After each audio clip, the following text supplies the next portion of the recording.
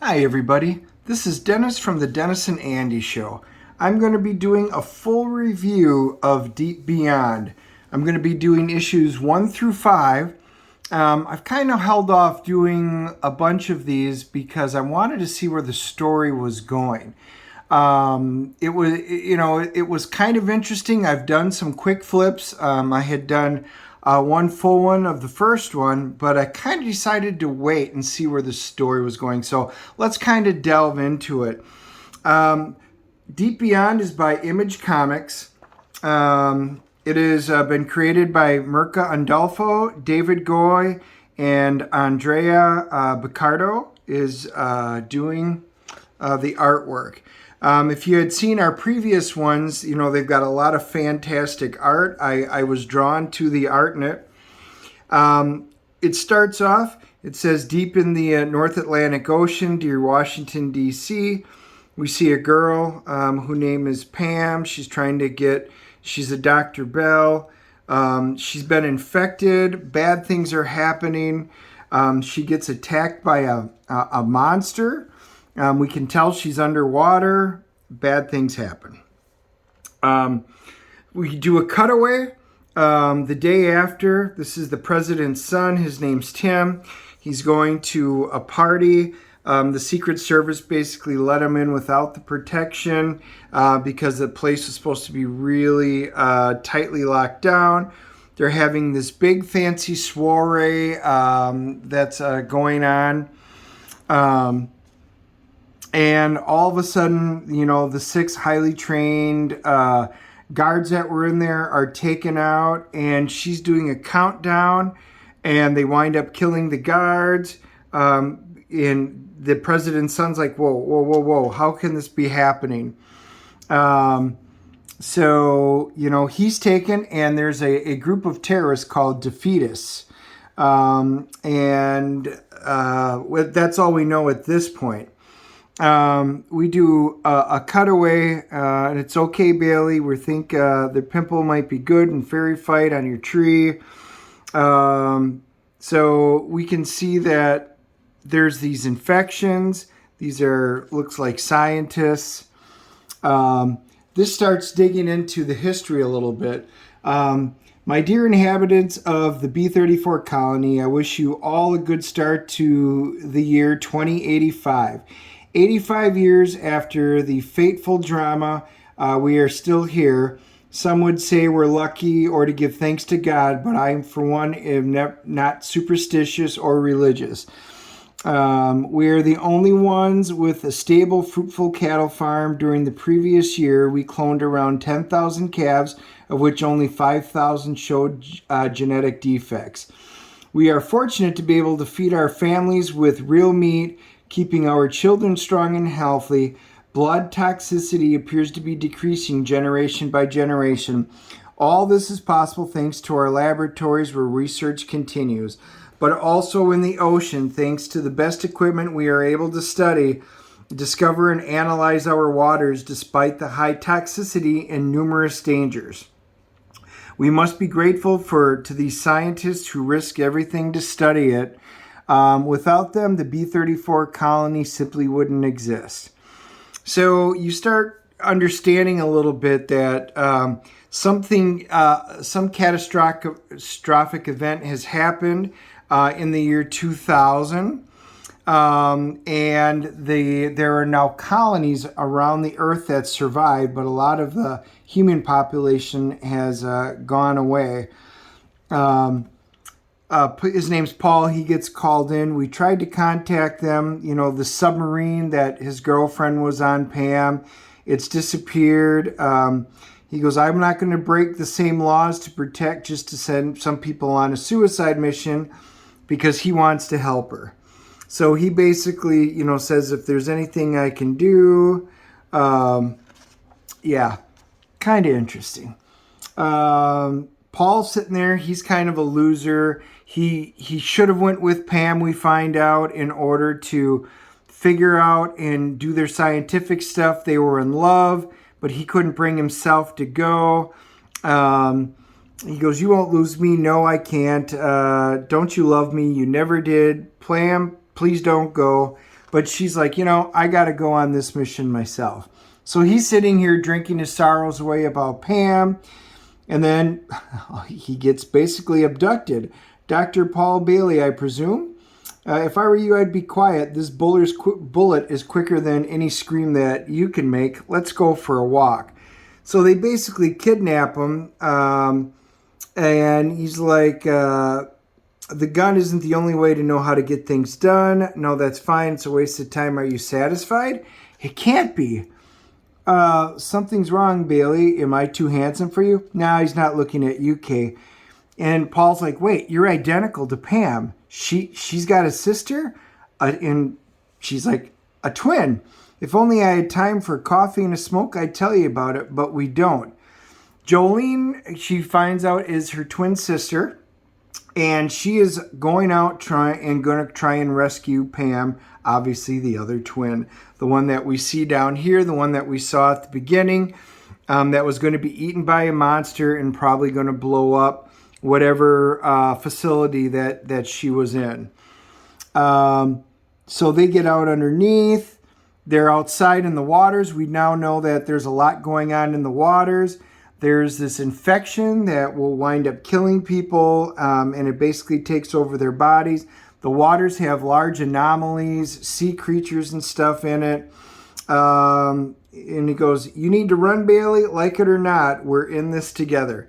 So even though he was captured, this is a really cool, beautiful page as well. And that's kind of where issue 1 ends. Issue 2 picks up. And it kind of gives the history.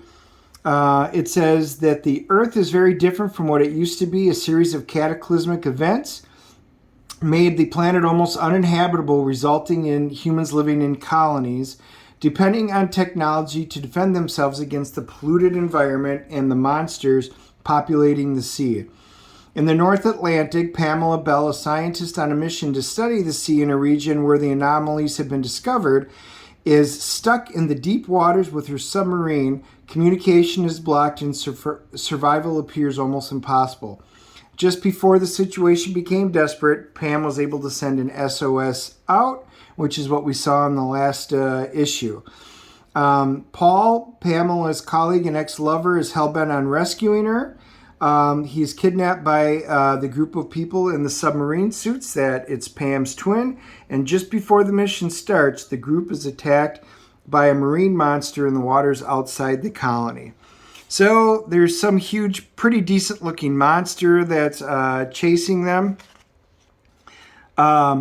Somebody winds up showing up that's part of her group with a really cool big gun. I like the design of it. I like the design of the suits. It says, Jay, grab the John Doe and get over here now and hustle people. So they take off in here in this vehicle, and there's a slim chance that they're going to make it, but she goes, chance is all I ever needed. We do a cut scene, and then we can see somebody's getting out. It's going through the news in the morning.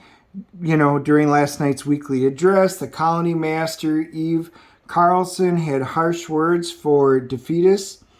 And we kind of find out that this is Eve. And a hologram comes up. Is there any real news? I'm having a hard time hiding my concern, Eve. Nothing that matters. So she's the head of the colony, but it looks like there was an identified group sighted outside the colony tonight. Rebels? So it seems. And it kind of continues.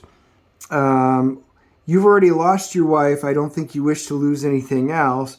You might not want to do this, Eve, but trust me, disappointing me is far worse. The message concludes. She kind of looks on in the picture. You can see that the twins, they have that leaf that's a tattoo on there. We cut back to the group that Paul's with. It says, you're safe. I was so worried, Jolene. Oh, Omar. They're at the place called the Docks. And Omar's the chef, and he's like, hey, everybody, I hope you enjoy their meals. He goes, I am not surprised. I've not seen anything like this in my colony.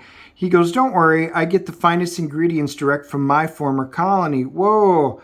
What did I tell you? Our potatoes are a gift from the gods. So like this colony, they've never even had like real potatoes, a lot of fruits and vegetables, there's just a lot of what we would consider everyday conveniences and foods that they just don't have access to because of what happened on the planet. So you could see from, the cows being cultivated and them talking about it, that each colony is doing their best to try and supply food for their people. We don't know at this point if they do any trading or whatnot. So anyway, the group's kind of talking, and we found out the guy that wound up dying was Lucas's brother. So he's very sad. So she goes after him. We all know the risks we take every day. It's not your fault. Omar's pretty cool. He keeps slapping him on the head. It's time to move out, everybody. Today's mission is important, So here we are. Let's get in here. So Paul has no idea what's going on. He just knows that he's along for the ride for the moment. And she goes, ooh, it's working. They wind up opening up this door and they enter in an old submarine base. It's basically a submarine cemetery. They're like, whoa, do any of these work? And they're like, according to their intel, one of them was pretty operational and they should be able to get it up and running. So their job obviously is to, steal a submarine and obviously go on a rescue. And then Jolene's like, hey, Paul, good work. We don't need you anymore. Bye. He's like, come again? I'm afraid to head back alone. If you're afraid, you can hide here with the rest of them. My ass isn't moving until the whole crew's back. I don't know. She's basically saying, you can stay here. You're done. We don't need you. Basically, Paul's like, I really want to go rescue her. Well, then they detect a violation detected first level. Alarms are going off. Whoa, what the hell's going on? Cameras. We can see Eve spying on them. Answer this. How easily could they have gotten into an underground base that's under strict control? We didn't think anybody would be stupid enough to risk suiciding into there, but they did. So they wound up going in. Omar, he doesn't make it. Oh no, bad things are happening. It crashes. They wound up stealing one of the submarines. Paul goes with them. Right now, we need to figure out how to survive this and make sure they think we didn't, because anything can happen from now on. Again, another beautiful shot to kind of end it. All right, so this is starting to feel, I get a bit of a feeling like, it's kind of like the deep stuff that we had talked about, in the past. They manage to survive the monster's attack. They break in, they steal the base, seek a submarine, and they make it out of the base alive.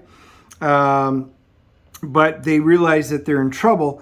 We wind up starting with issue 3, and it's a flashback with the twins. They're like, oh my God, look at that. 3-leaf clovers. These are so incredibly rare. So you notice that's where they got the tattoos from. She's having a nightmare, you can tell. You're telling me your depression is causing this. Spiders attacking, and she's like, she's having some kind of a reaction. Her eyes are open. We're not sure. There's a spider. She's like, whoa, I must have fallen asleep. We all know she wasn't, but there's the spider again. And he's like, look, I hadn't lost control. Omar wouldn't be dead. Oh yeah, shutting up now. So they're talking about telemetry, how if they go active sonar, they can be tracked, but they don't want to be tracked, but they also have a hard time finding where they're going. So they're trying to figure out, where are we supposed to be going? Where are the coordinates? And they kind of figure out, well, there's a way we can do it. We're looking for a wreck in the same place as the anomaly you're talking about. Sea currents carry traces of alterations in water molecules thousands of kilometers away, so we're just going to analyze the water and look for alterations, and once we've hooked it up, we can go upstream just like a salmon until we reach the source. Hopefully that source is Pam. Pretty cool idea. That's kind of why he's along. They cut over to, we can see Eve talking about colony B34, that she made a promise that all these defeatists, they're going to find them, they're going to make them pay. The hologram pops up. Nice speech, excellent oration as usual. You make it sound like nowhere near catching those poor bastards, or that even if we care if we even find them. You're talking about politics. Everything is political, Eve. The mission have found you any trace of the submarine Solon for the useless exiles? No news from our mole? Yes, we're keeping a safe distance. Then Bailey, one of the biologists, is with them. They'll lead us to the anomaly, and then we can. He's like, delete everything and leave witnesses? No witnesses, of course. And we should be, focused on the defeatists. So then we skip forward. We now know that she's covering something up. They need to take out these defeatists before something happens. They wind up finding what they think is Eve's submarine. There's a gash in there. One of the life pods is missing. And they're like, the life support is minimal in most of the sub. So they decide to suit up, and they were going in. They wind up going down in below, and of course, another sea monster, because, another cool looking sea monster. So again, I do like, some of the designs that they've come up with. Kind of reminds me of kaijus, a little bit from the Pacific Rim stuff.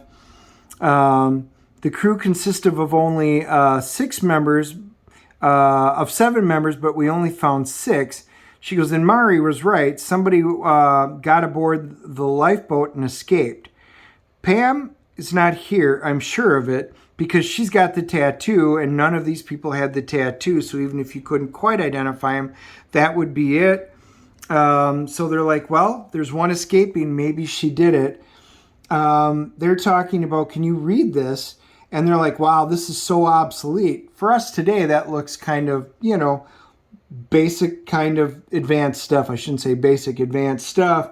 But to them, this is 100 years old. And they're just like, wow, this is like really ancient stuff. And they go, wait a minute. Do you know what my sister was really looking for down here? And he goes, I thought you knew. She goes, if she could figure out what it was, we wouldn't be calling it a quote-unquote anomaly if we knew what it was. And then all of a sudden, the whole place goes rocking. What the hell was that? That was no beast. That was metal on metal. You can see like a plasma torch cutting through. And there's some heavily armed soldiers. Terrorists don't move. Whoa, whoa, whoa, there's a mistake. I'm Dr. Bailey from B34. This is, Dr. Bell. And he's trying to explain it. And they're like, we don't believe you. Bullshit. Jolene Bell, she's one of them. You're all in on it. And, of course, Paul winds up getting shot in the shoulder. You son of a, I'll cover you. There's a firefight that ensues. They wind up shutting the hatch behind them. They're like, crap. Well, one of them's got a thermal lance, P-77. That's going to melt through this really quickly. Well, we only have one choice.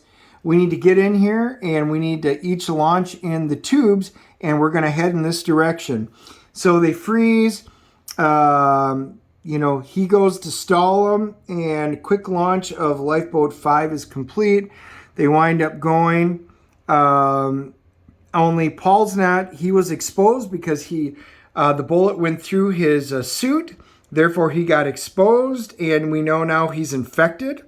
But they're like, one problem at a time. Let's see where this takes us. Hopefully, we can make it. And then they wind up finding out there's a facility right over whatever this really cool portal-looking thing is. And again, it ends with another beautiful shot. Issue 4 picks up right where it goes. So, there's definitely some interesting things that are taking place in this. They get to their mysterious destination. Meanwhile, there's more to President Jolene's relationship than both women publicly let on, and it could have sinister consequences. Now we do a flashback to December 31st, 1999, minute before, New Year's Eve. That's when everything changed. You see the countdown from New York, the ball dropping, and the Y2K bug, also known as the millennium bug. The forecasts and the others alarmed governments worldwide that years after all turned out to be inaccurate on one single point. Predictions were far less catastrophic from what actually happened at the turn of the century. The total, irredeemable, and definitive crash of every computer system on Earth. Humanity celebrated the transition into the third millennium with what we have now called Recollection Day. It was a period of chaos, barbarism, and the complete dissolution of every form of civilization built up over the past centuries. But as we know today, that was only the beginning. The exact correlation to Y2K remains unknown, but it was then that the contamination first manifested itself on a planetary scale. So that's kind of cool. It's a background. The Y2K, something happened besides the computers going out, which was, basically a what if from maybe this universe. So he goes, I've sent in a second team, but they found no one on board. So this is playing in the background, and they're like, they sent in a strike team, but they've escaped somehow. I do not know. I do know where they're headed. The order remains the same. No prisoners. Order received. So she is definitely covering up stuff. She's involved with something that's going on, and they're going to take out the group. And she talks about nobody is going through the portal. So we're now making the assumption that this is a portal. You can see that Paul is infected. They're trying to figure out, we need to get him to a colony to undergo a level AAA treatment. And he realizes he's not going to be around in about 12 hours. They wind up finding some interesting pods. They're not sure what's in it, but they also receive a recorded message, and it winds up being from Pam. She's like, don't come here. They're broadcasting on all the frequencies. I'm going to blow the place up. This is a trap. I'm begging you, stay away. I really hope that you and Eve reconcile, Jolene. I hope she can forgive me for what I'm doing. I loved you very much, and I love you too, sister. In spite of everything, this is the final moment that matters. This is the final message. Over and out.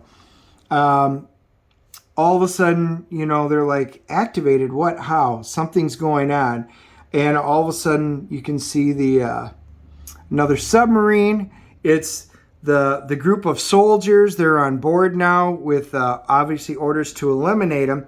But they're like, whoa, we've got their 3 life signs, but there's a 4th. There can't be a 4th. Well, there is, and it's approaching really quickly.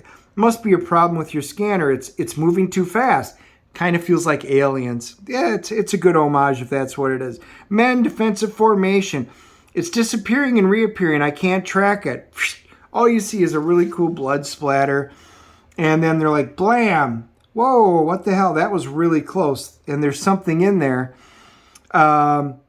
It winds up spitting out basically somebody. And he's like, oh, you're here. There's no escape. No human has a weapon that can defeat him. All of a sudden, this is what we think killed him. It's like a huge robot. They're like, close the doors, Lucas. Well, who is he? I don't know. He's got armor on. It's like a killer robot. And they're like, well, even with the lance, he can't get through that. And he burns through it. He goes, whoa, he's burning through that thing so incredibly fast. They open up fire on it, but it's some kind of a shield. The guy who wound up coming out, he goes, don't you know anything? Have you not been trained at all? And it's a cool, interesting language. They're equipped with spatial distortion rods. They can displace physical space and contents anywhere. There is no human technology that can even scratch it. You can communicate? I know a few hundred words and phrases. He goes, that may be enough to do it. All of a sudden you see beep, the explosions, and that's kind of what Pam had talked about. The place is blowing up. And it's basically like, wow, this is bad. This is very bad. What's going on? Probability of implosion is 82% in the next 60 seconds, 95% in the next 120, and 100% in the next 180. And the guy's like, it's your choice. Are you coming with me or staying? He goes, we don't have time to debate. She goes, but I got all these questions. And she starts naming them all. He goes, look. He goes, Hermes Rockmorton. That's your first answer, Blondie. My name is Hermes Rockmorton. He's a physicist that was suspended since October of 93. He was born in 1947. But they need to go. If you want more answers, you need to come with me. So they wind up going, well, let's get to the other side. Whoop. And it's kind of cool. There's another really cool picture. So they walk through a portal that's, again, now it's something like Stargate, right? So we move on to the 5th issue. And that's kind of interesting. There is the group find themselves in the gunfight. Paul's diving suit, remember where he was left off. He was injured and infected. Well, oh wow, look at that. Paul's got a head and there's his body. What the hell? On the other side, they walk through the portal. This is 3 hours earlier. Welcome to the land of the pains in the ass. And they're basically surrounded. They see another one of these monsters, and she goes, "Stop! You can't do anything to them." These are kind of like the border guard. He goes, "I would suggest sitting down and signaling submission, just like I'm doing." And then we see the suit open up, and we see a green hand come out. They're in some kind of a prison cell. But it deals with spatial transitioning and translation. So she's able to put her head through one end of the cell and pop up in the other. So there's some cool, interesting physics going on here. And they go, wow, we're trapped in here. There's another girl, and they don't seem to like her very much that's trapped. They call them fish people. So he's explaining that, yes, these are a very advanced race. If they wanted to kill the human race, they would have just shown up and killed them. They're more like, keeping a border guard out there. And he goes, they did at the portal, but that was from a bygone era. It says scientists from both sides of the portal have been debating that the artifice origin for 3 centuries. In fact, if it is an artifact. So they're giving the history of what's going on. So we're finding out there's so much more to this storyline. These people, these aliens show up, and she goes, but if they're natives, why didn't they actually colonize us? Finally, a smart question. As for the second answer, we need to grasp to understand truly how the portal operates. So anyway, they're able to communicate with each other. She decides, you know what? Hell no, I'm out of here. They go to try and stop her. She busts through. She figures out, screw this. I'm running through. I know how the spatial stuff works. She goes through one end and pops out the other end of the cube. They try and stop her, and actually the sword gets broken in half. She's like, oh, you're not so bad without your suits. She's running to the end. Oh, crap. Oh, no. Look at me. So you can see this is a really cool shot. Right down in here, she's at an edge. You can see there's an edge. She runs out of the portal. There's a huge portal up top. She's all the way down there with no way to get up. All of a sudden you hear, please, Jolene, I know what it looks like. Paul, you're alive? Yes, they saved my life. It was an emergency surgery. Their special morphing technology is miraculous when it comes to surgery. They can do things that's just unimaginable. So they're like, you just need to listen to them. And by the way, Pam is alive. And so then they wind up, of course, I can load any additional data of interest. So Paul is trying to understand what's being told to him and understand the portals. This is actually a pretty interesting storyline here. They wind up going in there. There's Nat and Mari. They're alive too. Everybody's pretty happy. They crossed through the portal too, but they had gotten out before the facility had blown up. And then they explained that time flows differently too, even though you were only gone. Fractions of a second on the other side take place while it's weeks on our side. Then we cut back to Eve. And he goes, give me the details. What details would you like, Caesar? I can't give you something I don't have. The outpost was completely wiped out. Everybody's missing. And that Moth Eye system picked up 2 other simultaneous releases in waves at the 0.35 hertz. The anomaly activated again. 3 passes in 24 hours after how long? There's been no trespassing for decades.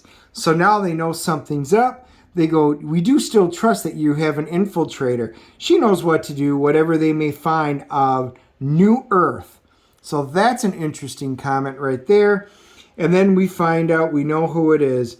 What about what we did 85 years ago? They won't make it back with the truth. So we find out who the traitor is in here. And again, it's another cool end shot. So guys, that's kind of the quick run through of issues 1 through 3 of the Deep Beyond. The story completely goes somewhere different than what we were originally expecting. I'm enjoying it. It's got a little bit of the deep, little bit of aliens, a little bit of Stargate. It's an interesting, cohesive story. It's fun. I like this. I'm going to give this CGC rating of an 8.0. I think this is a really interesting comic book. And although it's got a lot of similarities, we can find, we do see that they are coming up with some interesting ways of telling story ideas that we've heard before. I like how they're blending some of this. It's pretty good writing. Love the art in it. I'm keeping this on my pull list, so I am very curious to see how this goes.